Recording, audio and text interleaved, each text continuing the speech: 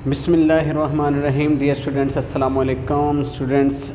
आज एक बार फिर एक नई वीडियो के साथ एक नया टॉपिक लेकर हाज़िर हूँ। आज हम 9th आर्ट्स का चैप्टर नंबर 7 जो है ये स्टार्ट कर रहे हैं। तो 7.1 एक्सरसाइज सबसे पहले हम इसकी स्टार्ट करेंगे।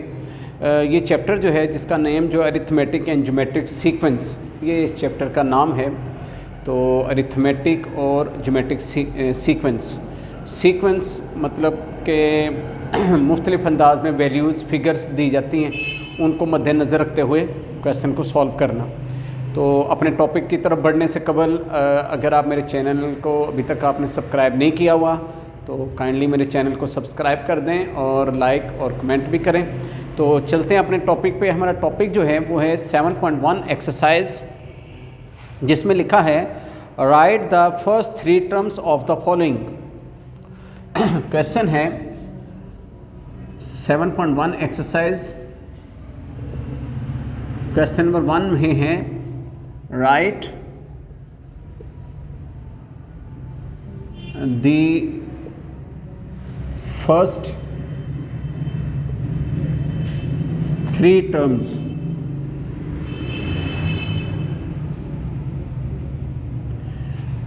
ये क्वेश्चन है 3 टर्म्स हमने फाइंड करने, जिसमें फर्स्ट पार्ट है an is equal to n+3। Student देखें ये क्वेश्चन जो है इसमें इन्होंने लिखा है कि फर्स्ट 3 टर्म्स जो हैं ये आपने फाइंड करनी। ठीक है जी, ये हमें एक जर्नल फॉर्म दी हुई है क्वेश्चन की। तो हमने इससे फर्स्ट 3 टर्म्स कैसे निकालनी है, उसके लिए हमें क्या करना है, हम लिखेंगे put n is equal to 1, 2 and 3। चूँकि फर्स्ट 3 टर्म्स फाइंड करनी है तो n जो है n को हम 1 पुट करेंगे, n की जगह 2 पुट करेंगे, n की जगह 3 पुट करके हम 3 वैल्यूज़ निकाल लेंगे। इस तरह फर्स्ट 3 टर्म्स फाइंड हो जाएंगी। जैसे अब ये हमारे पास सीक्वेंस है, जर्नल फॉर्म है an is equal to n+3। तो हम क्या करेंगे, जहाँ पे हमें n नज़र आता है वहाँ पे हम 1 पुट कर देंगे। मसलन n की जगह 1 पुट किया, यहाँ पे भी n की जगह 1 पुट किया +3, तो 1 और 3 कितना हो गया 4। तो पहला आंसर जो है वो हमारे पास 4 निकला है, यानी इस जर्नल फॉर्म से जो फर्स्ट टर्म जो निकली वो है 4। इसी तरह सेकंड टाइम अब क्या करेंगे, जहाँ पे n है वहाँ पे हम 2 पुट करेंगे।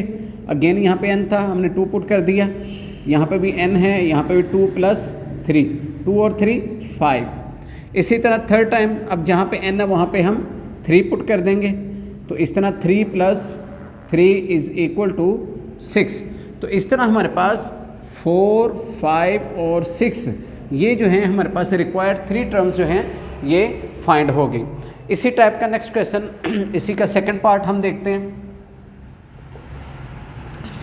सेकंड पार्ट में है an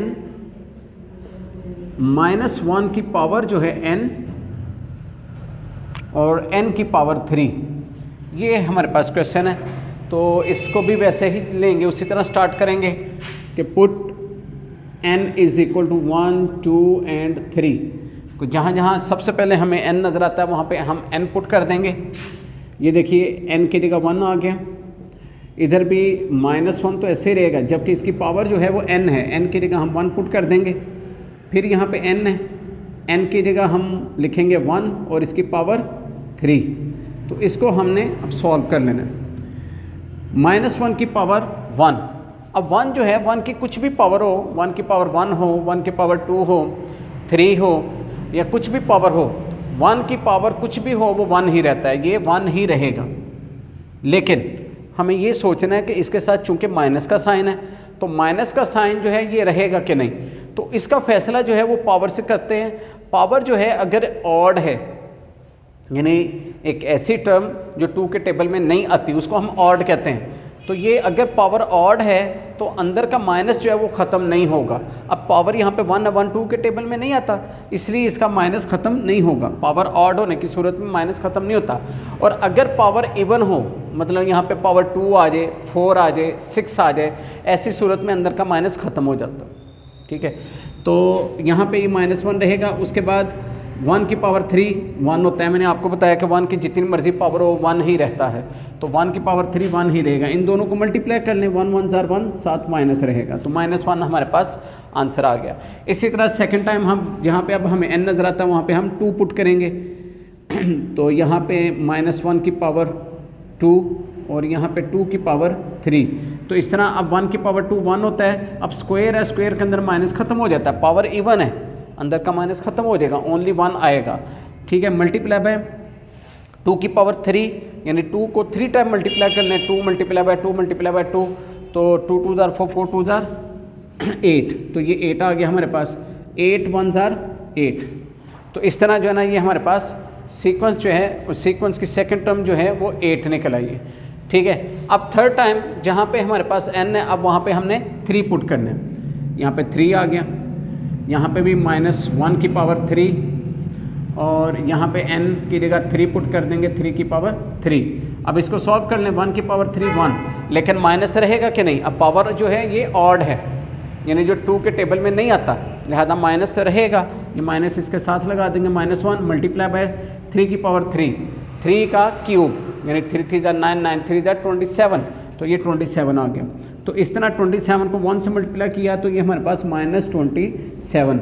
इस तरह जो है ये हमारे पास 3 टर्म्स जो हैं ये फाइंड होगी, जो उन्हें जो हमसे रिक्वायर्ड थी कि नेक्स्ट फर्स्ट 3 टर्म जो हैं वो इस सीक्वेंस से निकालें, तो हमने निकाल ली जी। तो स्टूडेंट्स अब हम इसका थर्ड पार्ट करते हैं।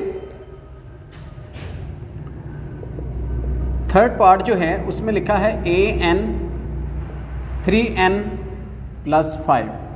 तो स्टूडेंट वही put n = 1 2 and 3, then n की जगह पे 1 पुट कर दें, 3 यहाँ पे भी n की जगह 1 पुट कर देंगे, तो ये आ जाएगा हमारे पास 3 1 = 3 + 5, 3 + 5 8 हो गया। सेकंड टाइम फिर n की जगह 2 पुट कर दें, तो ये आ जाएगा हमारे पास 3 × 2 + 5, तो 3 2 जार 6, 6 + 5 = 11।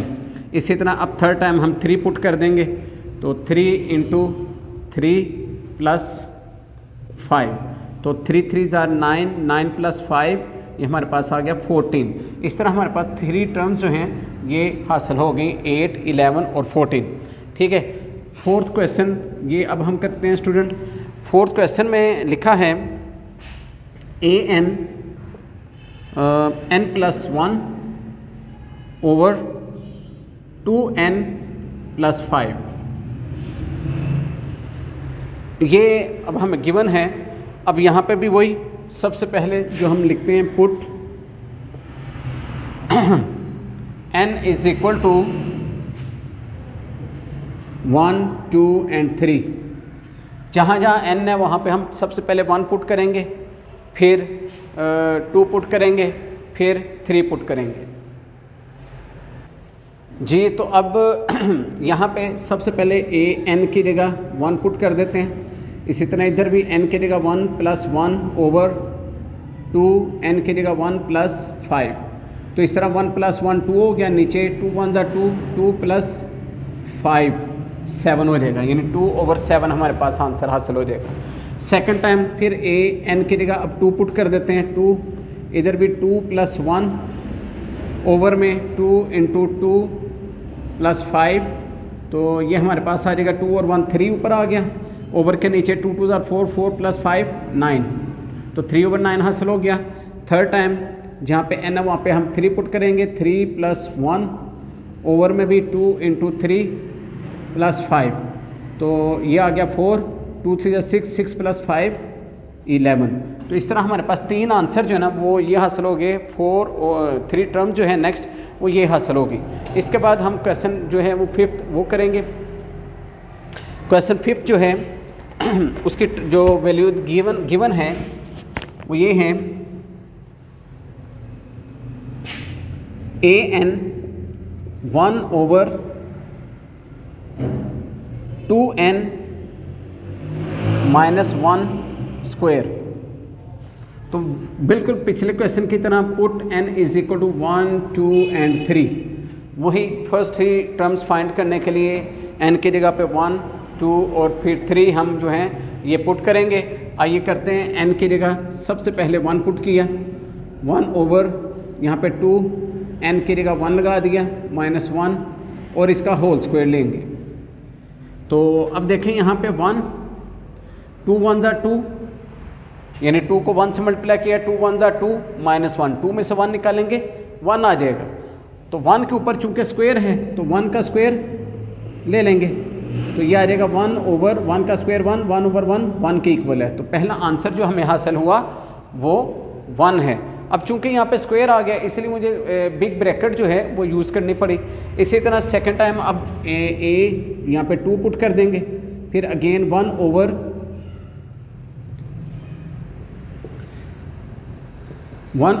2 n की जगह 1 पुट कर दिया, सॉरी 2 पुट करना है, अब 2 पुट कर दिया 1 और इसका होल स्क्वायर लगाने के लिए ब्रैकेट लगा के 2 लगाएंगे। अब यहाँ पे ऊपर 1 है जबकि नीचे 2 2 ज़ार 4, 4 माइनस 1, तो 4 माइनस 1 क्या होता है 3, तो ये 3 का स्क्वायर आ जाएगा। तो 3 का स्क्वायर क्या होता है 9, तो 1 ओवर 9 जो है ये हमारे पास सेकंड टर्म बन जाएगी। इसी तरह थर्ड टर्म जो है थर्ड टर्म भी जो है वो भी ऐसा ही है कि मतलब 1 ओवर, अब n की जगह हम क्या करेंगे 3 पुट कर देंगे, ठीक है जी, और होल स्क्वायर लगा देंगे। तो इस तरह 2 3 या 6, तो 6 में से 1 निकालेंगे 5, तो 5 स्क्वायर आ जाएगा। तो इस तरह 1 ओवर 25, ये जो है 1 ओवर 25 ये हमारी थर्ड वैल्यू बन जाएगी। इस तरह 3 टर्म जो है इस क्वेश्चन में हमें हासिल हो गई, 1 एंड 1 ओवर 9 एंड 1 ओवर 25 जी। तो स्टूडेंट्स अब क्वेश्चन जो है वो नेक्स्ट जो है वो हम करते हैं, वो है 6 पार्ट हमारे पास इसी क्वेश्चन का। 6 पार्ट में लिखा है n+3 इज़ इक्वल टू 2। ये क्वेश्चन है, इजी है, वही put n is equal to 1 2 and 3।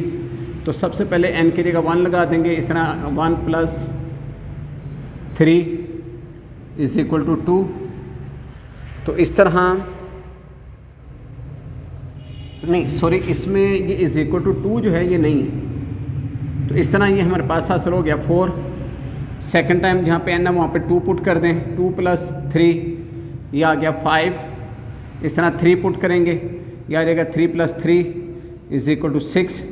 तो ये जो है ना इस तरह हमारे पास ये क्वेश्चन इस तरीके से सॉल्व हो जाएगा।